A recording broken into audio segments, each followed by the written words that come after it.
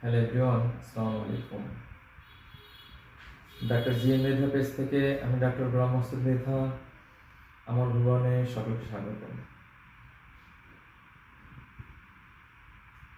আপনার কি প্রায় মন খারাপ থাকে? আপনি কি প্রায় বিষণ্ণতায় ভোগেন?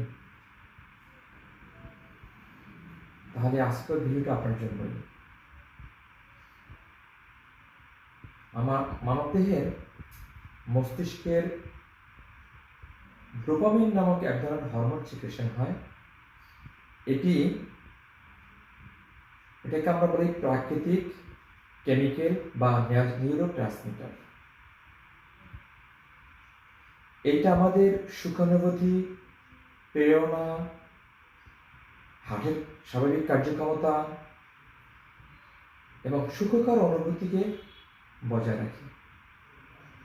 যখন কোনো কারণে এই ডোপামিনের স্বাভাবিক অবস্থা থেকে বিচ্যুত হয়ে যায়, তখন কিন্তু যত আপত্তি বিপত্তি ঘটে থাকে। তাই ডোপামিনের ভারসাম্য বজায় রাখতে সবারই পর্যাপ্ত ঘুম,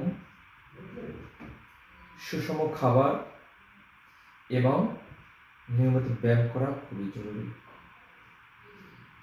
তো আমরা সুস্থ থাকতে হলে, হাসি খুশি থাকতে হলে আমরা ডোপামিনের পর্যাপ্ত সরবরাহ রাখবো, ভালো থাকবো। আজ এই পর্যন্ত, সবাইকে শুভেচ্ছা। আল্লাহ হাফেজ।